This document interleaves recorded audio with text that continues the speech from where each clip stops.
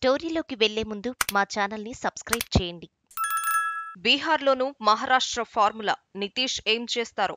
బీహార్ ఎన్నికలు దగ్గరకు వచ్చేస్తున్నాయి. 2025 అక్టోబర్లో రాష్ట్ర శాసనసభకు ఎన్నికలు జరగనున్నాయి. 5 ఏళ్ల పాటు సీఎంగా ఉన్న నితీష్ కుమార్ మళ్లీ ప్రజా తీర్పు కోరబోతున్నారు. 2020 అక్టోబర్లో జరిగిన ఎన్నికల్లో ఎన్డీఏ కూటమిగా పోటీ చేసి గెలిచింది. నితీష్ కుమార్ జేడీయూ అందులో కీలక భాగస్వామిగా ఉంది. అయితే బీజేపీకి 78 సీట్లు వస్తే నితీష్ కుమార్ కి 45 దాకా వచ్చాయి. దాంతో నితీష్ ని ముఖ్యమంత్రిగా చేస్తారా అని ఆనాడే చర్చ సాగింది. కానీ ఎట్టకేలకు బీజేపీ డెసిషన్ తీసుకుంది. అలా నితీష్ కుమార్ సీఎం అయ్యారు. అయితే మధ్యలో పొరపచ్చాలు రావడంతో ఆయన ఇండియా కూటమి వైపు వెళ్లి కొన్నాళ్లు అక్కడ సీఎంగా ఉన్నారు. మళ్లీ ఏన్నర్థం క్రితం ఎన్డీఏ వైపు వచ్చారు. ఇక కేవలం 10 నెలల సమయం సార్వత్రిక ఎన్నికలకు ఉండగా బీహార్ రాజకీయం హీటెక్కుతోంది. నితీష్ కుమార్ ని ఈసారి సీఎంగా కంటిన్యూ చేస్తారా లేదా అన్న చర్చకు తెరలేస్తోంది. ఎందుకంటే ఇటీవల ఒక ఇంటర్వ్యూలో బీజేపీ అగ్రనేత హోంమంత్రి అమిత్ షా మాట్లాడుతూ బీహార్ ముఖ్యమంత్రి అభ్యర్థిని మేము నిర్ణయిస్తామని చెప్పడంలోని అర్థాలను అంతా వెతుకుతున్నారు.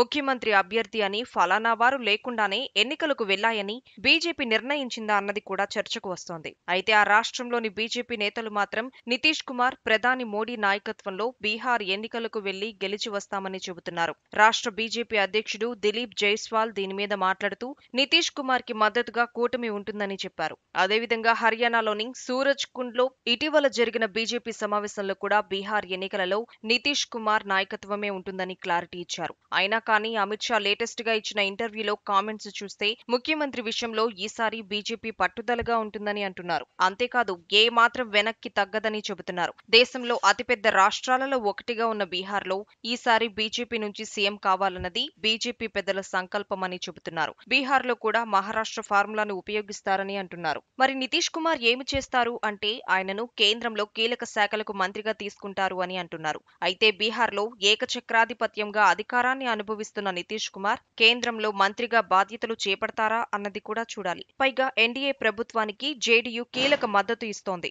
ఆ మద్దతు కనుక లేకపోతే ఇబ్బందుల్లో పడుతుంది. ఇలాంటి ఈక్వేషన్స్ ఉన్న క్రమంలో నితీష్ కుమార్ తన రాజకీయ చతురతను వ్యూహాలను బయటకు తీయకుండా ఉంటారా అన్నదే చర్చగా ఉంది.